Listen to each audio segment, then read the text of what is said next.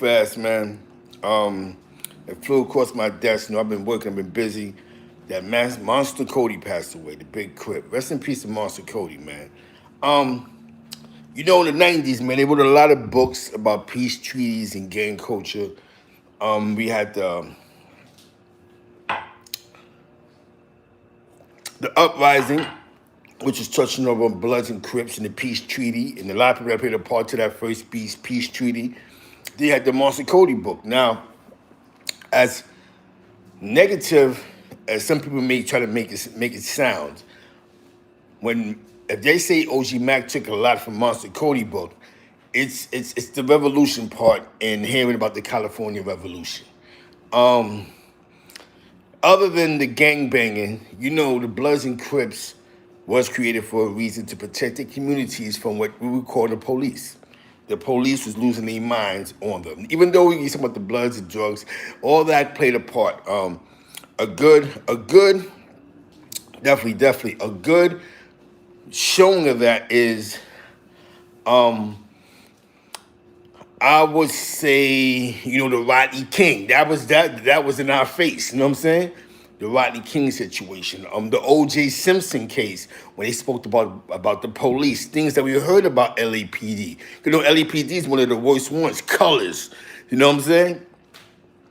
But Monster Cody was inspiring. I would say that he was so inspiring that I don't know which one, but one of the forefathers or the first generation was able to implement some of his program in the revolution. In the revolution in Rikers Island. We have to admit that. You know what I'm saying? It was a tough revolution. It is what it is. But it kept a revolution. It was able to have people militant. A lot of the first generation was God body, some was Muslim, some had some militant background where they may have had a parent that was a Black Panther, or they may have had a parent that was BLA, or they may have had a parent that was just fighting the power, a Vietnam vet. You know what I'm saying? That Monster Cody book was inspiring. I'm not gonna lie to you. I read it. It was definitely an inspiring book. It wasn't glorifying gang banging. You know what I'm saying? In California, those OGs was bank robbers. You know what I'm saying? They was knocking off banks to feed the community. You know what I'm saying? A lot of them was knocking off banks. And I mean, they was knocking off banks for real. You know what I'm saying? So, but they stuck together. And sometimes, man, I'm gonna be honest with you, man.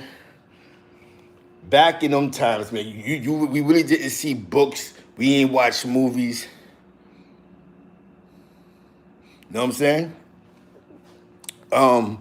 Watch me read books, but we would never really had something that showed us sticking together. Definitely in the penitentiary, unless you was Muslim, unless you was God body, and they created something that was different. You know what I'm saying? You know what I'm saying? Yeah. He had to speak about the California, because California was crazy. Because when we were think about we was getting millions of dollars in California. Whew, you know what I'm saying? They had them drive-bys. I mean, we was hearing about the drive-bys. We was watching 2020. You know what I'm saying? We was watching the specials. 2020 specials had us bugging out like, yo.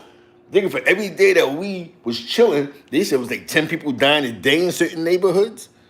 That gangbanging, those gangbang wars in the early '90s was crazy. I still don't know how they found time to make any money. That being C shit, so that's like hip hop. He can only speak about his environment. You know what I'm saying? Word. You know what I'm saying? It's just it's so deep, man. And I just like, to give him his rest in peace, his due diligence, man, because he wrote a book that people was able to read, and they took parts out the book, just like the uprising. And people took parts out the book.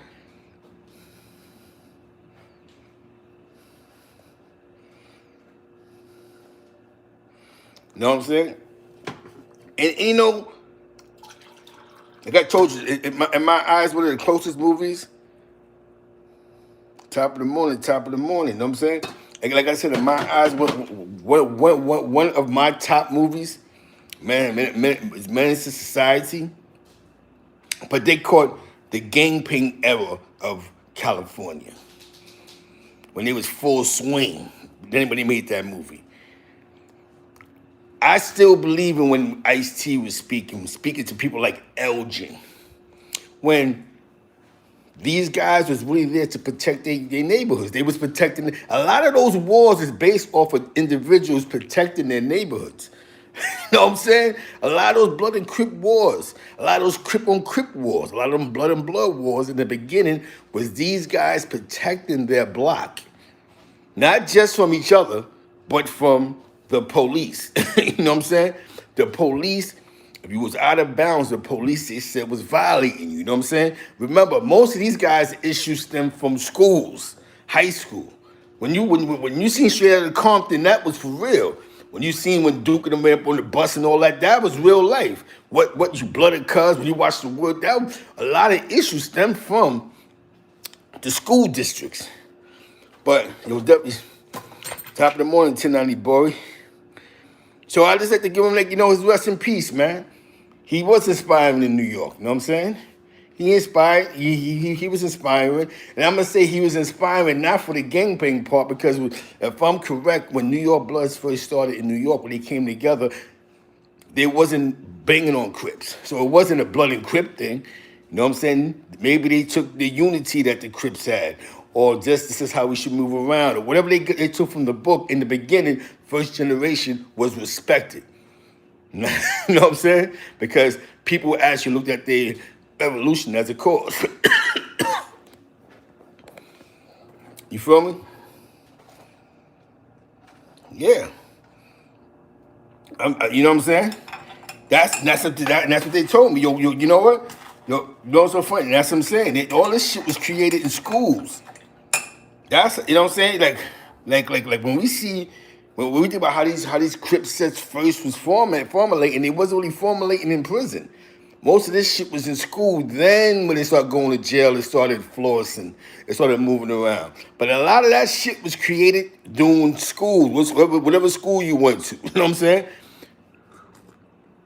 And I'm just talking about LA. We're not even talking about Compton. We're not talking about Sacramento. We're not talking about, you know what I'm saying? We're just talking about basically East LA. You know what I'm saying?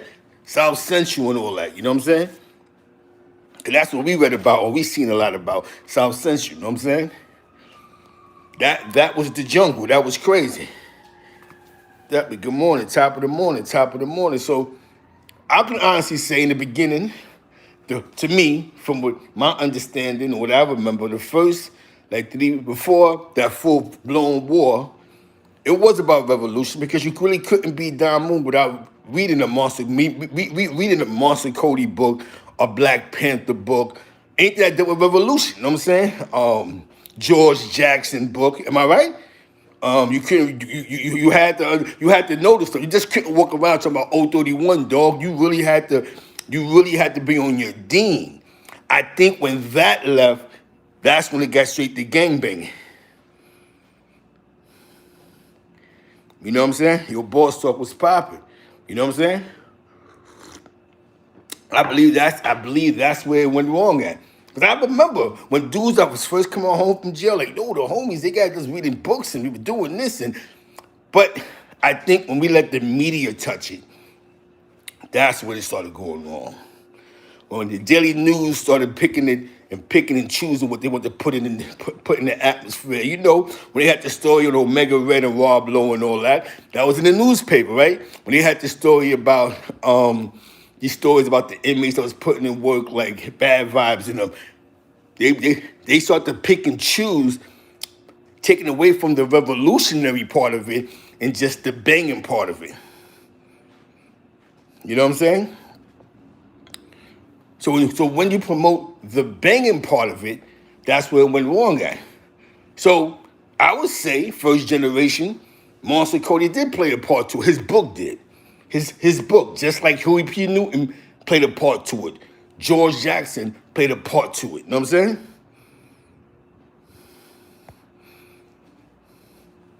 You know what I'm saying? Other than just the codes and all that other shit, you had to you know what I'm saying? Like you should have known about Monster Cody, right?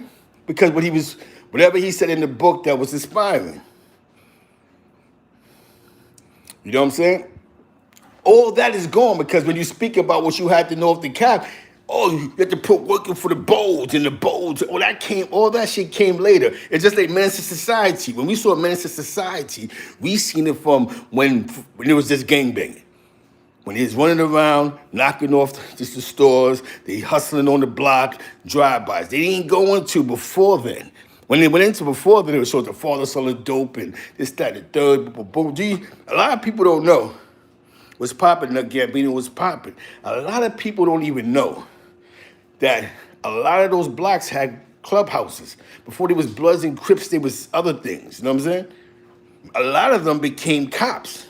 A lot of those old Bloods and Crips, the older ones, they own businesses. A lot of them just ain't sitting saying quitting maximum prison. You know what I'm saying? So of course hearing that story is inspiring because over here we wasn't in that culture like that. Wasn't in that culture like that. Not here in New York. New York, we still in front of the building with a pack in our pocket. Yo, what you want? You want 20s, go around the corner. We wasn't running around going, yo, get in the car, we have to ride out on them fools. You know what I'm saying? But that was inspiring to us. I'm not gonna lie to you, it was inspiring to us. NWA, E40, MC8, all that shit was inspiring. You know what I'm saying? So I think when Mac bought it, when Mac and them came out with that, we touched it because we was in tune with that. You know what I'm saying? Like, yeah, that's a fact. Don't forget Master Cody changed his life around. Let's not just remember that. Exactly. And I think when Mac implemented that, or Mac or whoever put him in, whoever put him in the, you know, in using whatever they used from him, his book was inspiring of, oh shit, Cali, this is Cali. You know what I'm saying? Definitely rest in peace to, Master Cody, man. He was inspiring. It's just like when I got locked up. Cause dudes don't really read books until they went to jail back then. You had some that read, but like I didn't know about Donald Goins, so I went to Rikers Island. You know what I'm saying? I didn't know about Iceberg Slim, so I went to, you know what I'm saying? Yeah. So when dudes read that, whatever they took out the book, like I told you, the first 3-4 summers, other than the war, it was just like how the Latin Kings was teaching people how to learn their Puerto Rican heritage. The Don Moves, you had dudes that was learning more about their heritage. African American, we had dudes that didn't know about the Black Panthers fully without reading the book. You had some dudes that didn't know who George Jackson was. Fred Hampton. Dudes didn't know who Fred Hampton was until they became Don Moe. A lot of dudes. Nigga ain't gonna sit and tell you, yo, you knew who Fred Hampton was on the block? No. It took some dudes to go to jail to take an oath to realize who the hell Fred Hampton was. People ain't know what all that was until they went to jail. The dudes that was giving you these lessons, that's why it wasn't wartime every time. You know what I'm saying? Dudes ain't know. But the more that they began to read these books, they began to feel more revolutionary. It went wrong somewhere where the gangbangers superseded the revolution. And that's where we at now, when we see the homies going back and forth, talking about how much work they put in. Because in the mix of that, of the revolution, no matter how they said it started, it went wrong somewhere. Because when the war ended, we should have stood as a militant group in the penitentiary. But then when the war ended, it became blood on blood shit. It did this blood and crip shit. I don't remember in the early 90s it being the B&C war. I'm talking about 9-2. That wasn't the word on the street. You know what I'm saying? Actually, in the beginning, they used to say, like dudes that wasn't even a homie, that was 550, they would say things like, yo, we're not with black on black crime. We don't bang on civilians. That was serious. Without a reason. We don't bang on family. You know what I'm saying? All that was serious. And this was in the penitentiary. But then in the streets, you got the forced flaggers, and the forced flaggers are what got all the news, and they got all the accolades, and people was attracted to the forced flaggers in the street, the ones that was making it, that was getting locked up with 30, 40 people, snatching the animals and cutting grandmothers. Those are the guys getting the accolades in the press, and that's what made people just look and be more addicted to it, you know what I'm saying?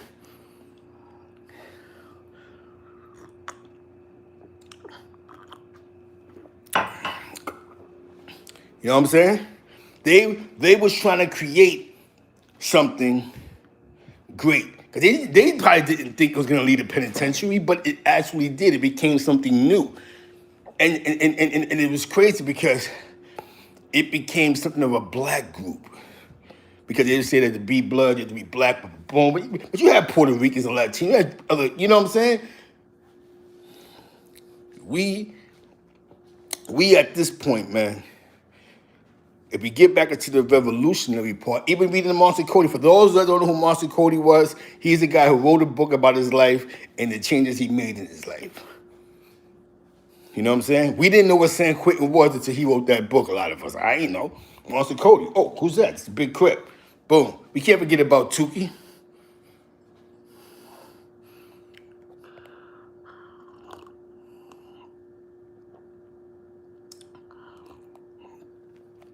You know what I mean? Just like the uprising. When I read the uprising, I didn't know that Aaron Deere from Albany, New York was a part of the peace treaty, a peace treaty that saved lives. Even though Aaron Deere wound up going to the jail, he had some illegal issues, but Aaron Deere from the 518 Allah born bought brothers from California to New York to show people like how we all, like, you know what I'm saying? He brought them to New York because at New York we wasn't gangbanging.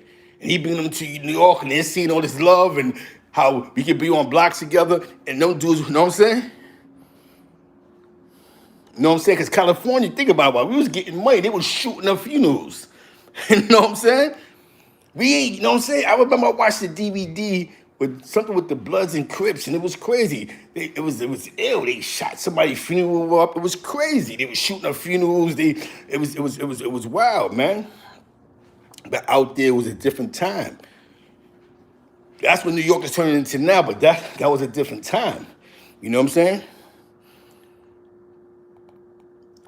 With all those Crips, man, definitely rest in peace to Monster Cody. We can't forget him.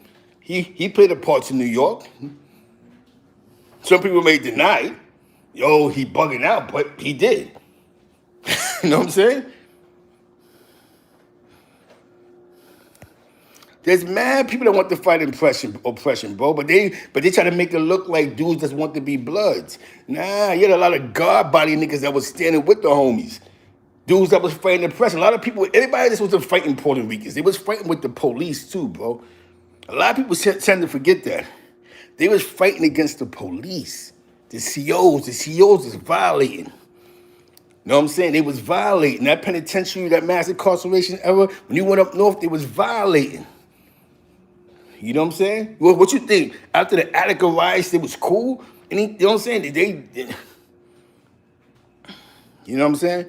Definitely, you know what I'm saying? Like somebody asked me about the God bodies. I said, yo, the God bodies don't get enough accolades because they never, the God bodies is really like first generation hip hop too. Because when you actually met the actual rapper that was rapping, he was God body, or was God body, or was Muslim. It's just that they never touched on the aspects of hip hop. Like, yeah, we the gods, we do all the elements of hip hop. But in hip hop in the beginning, there was mad gods that was a part of the foundation of hip hop before Rakim. Peace to the gods, man. You know what I'm saying? You gotta think about it. We gotta say Germans, but at that point in time, they were the enemies, and they took whatever he put together on how to go to war. It was crazy, man. It was crazy. It was crazy. You know what I mean?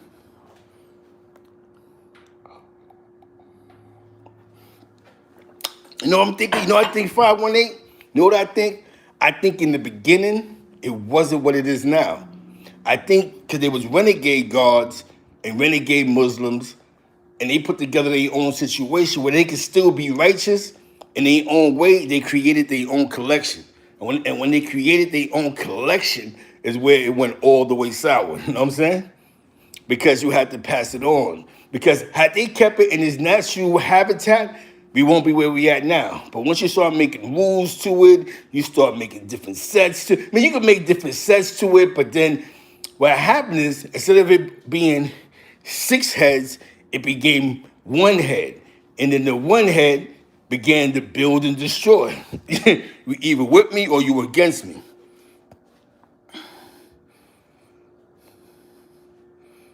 Exactly. You ain't never lie. Ain't no sense of religion. Had they kept it in its natural habitat, it would have been dope. Like those are the renegade guards. They call themselves Bloods, but they, you know what I'm saying? But they began to make a system. And when they made the system wasn't able to stand strong. You know what I'm saying? You feel me? You know, because when the guards was out, you know what I'm saying? The guard bodies was like our generation. You know what I'm saying? It was like our generation growing up. Like when I first came to Albany, New York, it was all you met was guards. Peace, you know what I'm saying? Yeah, the Panthers were before the guards. You know what I'm saying? That's what I met was guard bodies. And now you go to Albany now, you got OSB, you got OGK, you got Bloods, you got Crips. But when I first came to Albany, 90% of the town was that I met that was, you know, the generations in the street was God body. You had some that might have been Christian and all that, of course, but when you met, it was a place with the guards. You know what I'm saying? It was definitely, you know what I'm saying? It was, yeah. So I seen the difference in the game. There's a lot of evolution. A lot of guards was fighting against, you know, they was going to jail. They was fighting like an army, twinning them. They was fighting against the COs and all that back in the days. I think they escaped one time, one of them. You know what I'm saying? They was fighting against you know what I'm saying? But the thing with religion is everybody's not on your type of time. So even though you might be like up the police, you got some, you know what I'm saying? You might be fighting against police. You have some that may not feel the same way and be like, Inshallah, you know what I'm saying? Whatever that is, whatever, not stop for law, not Inshallah, stop for law and all that. Like, nah, homie, that's them. So you have some dudes that may feel like, yo, that's my man, he getting bullied on. And some dudes might go, well, is he God body? Is he Muslim? Well, he ain't a part that we ain't got anything to do with that. Some dudes will be like, forget that. Or some dudes will go, I gotta touch the phone. And they're telling him, nah, we here in peace and unity. And some dudes is just renegades, you know what I'm saying? Like, man, forget that. I'm taking the phone and everything. You know what I'm saying? I might take the sneakers on my way out, you know what I'm saying? Because you got to keep in mind, a lot of dudes that was God body in these sections. Fort Greene, East New York, Canarsie. Shout out to Born True. Rest in peace, Born True. His nephew. I spoke to him on the phone a couple of times because his nephew shot Born. You know what I'm saying? Definitely know all the guards, man. The guards in Linden, you know what I'm saying? A lot of dudes was God body, but they began to go to jail. But when they was going to jail for violence. You know what I'm saying? Until they start going out of town, getting caught in Schenectady, Albany, Baltimore, all these other cities. You know what I'm saying? But back to topic. Somebody asked, and I believe that when they began, because remember, I don't think the renegades outdid the real rights. What it was the renegades didn't see things the way the non-renegades seen things. See a renegade that come in the house, look around, be like, yo, son, I gotta touch the phone. What you mean? What you mean I can't touch the phone? So a renegade, do what they gotta do to get the phone, where they be like, we don't fight over phones over here. We got peace with them. Everything is peace, everything is unity. Everybody don't see it that way. A renegade would go, yo, I'm tired of playing with son. You know what I'm saying? I'm trying to be nice. You know what I'm saying? Some dudes get on the extortion game. He fucked up. Then you got the neutral ones. No, brother, that's not what we do. We humble ourselves and we ask them, and we don't, you know what I'm saying? And some dudes just begin to go renegade. So what happens is a lot of dudes, they fall in line with the renegades.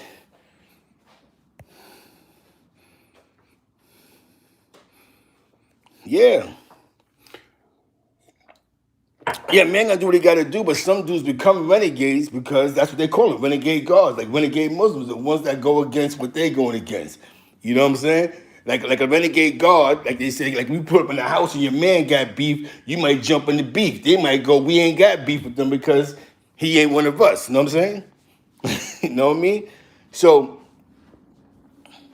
they created something where we bloods, we a union. And I think when they separated what they created was where it went sour. Because now you could have had the paperwork. You could have had the codes. But once you start giving power around, then it's time to build it. Just like anything else, you can't give just anybody power. It's build and destroy. Now you're in the mix of a war. So you can't fix nothing because it's war. It's on go time. Nobody got time to think. You know what I'm saying? Because you think about it. If they'd have kept it in its natural habitat, like I never heard a West Coast homie say, he's not my big homie because he was a shermhead. I never heard no California guy say that before. That's one thing I can honestly say. They don't really, and I'm gonna be honest with about the West Coast cats. Unless you're really in with them, they really don't go in on each other in front of us with their private shit. Unless you're in with them. That's what I noticed. You know what I'm saying? But like I said, man, you know, shout out to Monster Cody, man. He did play a part in inspiring, an inspirational part of his book. And maybe the book, maybe the inspiring part might have been to understand what revolution is, or what change is. Maybe that's what they was trying to change, the way that African Americans that wasn't a part of something was treated in the penitentiary. Maybe who knows what these OGs were saying as they was building a unity. Maybe they want to unite and show some, you know, a lot of people never knew what black love was. A lot of people didn't know what their history was. How many people were on the block in 1988 was talking about Africa? You go to jail, become blood, you're talking about Africa. You know what I'm saying? People talk about the 48 laws of power because of the blood shit. In the art of war, because I was homie and I was reading these books up top and they was reading these militant books in the box. So for all the bad that they said the homies do, there was a lot of education, bro. Yeah, exactly. You know what I'm saying? There was a lot of education out there. I just think that we as a people, man, we can't pick and choose what we want to take. You know what I'm saying? There was a revolutionary part of it. That's why when you meet a lot of first generation, you really pick their brains like the Man Dudes and them. You see what Man Do said? He was teaching culture classes in maximum prisons. He was teaching culture. So mind you, y'all take away the gang, you go, yo, he's a very intelligent brother. He's a good brother, but y'all keep putting gang to him because of the gang ties. You know what I'm saying? Salute, sincere Jones, salute. This is what the problem is. You know what I'm saying? This is what they was doing in the beginning. These guys was having intelligent conversations with dudes is learning. So when Sharon the Worm said that on Lisa Evans, dudes was like, they don't understand the street. We talk about black history, huh? Black power. But we needed that. Because look where we at in 2021. Now we're doing our who Fred Hampton is, who's George Jackson. Oh, who's this? Shout out to Monster Cody, you know what I'm saying? You know what I'm saying? Now, you know what happened, man? I don't think they looked at it as a gang in the beginning. I think they looked at it as a family. Remember, all these guys had long periods of time. I think it wasn't a gang the way it was gang in the streets. You know what I'm saying? Like I told you, while dudes was in the club popping bottles, throwing Moet bottles in the air at club speed, these guys is fighting against CEOs of maximum prisons. You know what I'm saying? We was on two different timelines, you know what I'm saying? We wasn't shooting at the police. Like, it wasn't like they popped on the COs and we started gunning down NYPD. That wasn't the situation. So we have to keep that part in mind, that we was on two different vibrations. So the vibrations that y'all seen was gang, gang, gang. What they were doing in the penitentiary was totally different. You know what I'm saying? But, because of a lot of them was first generation, and they had their issues, and too many ears got their hearing, the narratives changed and the stories changed. They got their personal issues. Like anybody else, they got their personal beefs. But like I said, he was inspiring to some points to the first generation of the New York thing when it was about revolution. You know what I'm saying? So definitely, I gotta get ready to go to work. But I just like to say rest in peace, the monster Cody, man. And I understand that your book was inspiring with the New York blood thing, one way or another, in the beginning, when it was about revolution, black unity, black culture, black history. Shout out to the man who wrote The Uprising. You know what I'm saying? Definitely 518. I enjoy building with you. You know what I'm saying? You know what I mean? This is a day in history that we should recognize. Give him his flowers. Even though I didn't know who he was, I'm gonna give him his flowers. Because I can say there was a point in time when we was lost, dumb, deaf. We was deaf, dumb, and blind in these deadly streets. And then when some dudes went to the penitentiary, it became exactly black as a crayon, not a people. That's a fact. And that's how we need to start talking, man. That's what they was trying to do, but it went someplace else. You know what I'm saying? So with that being said, I appreciate y'all. Power to the people, man. Now, you're going to have people that's going to defute. Who cares?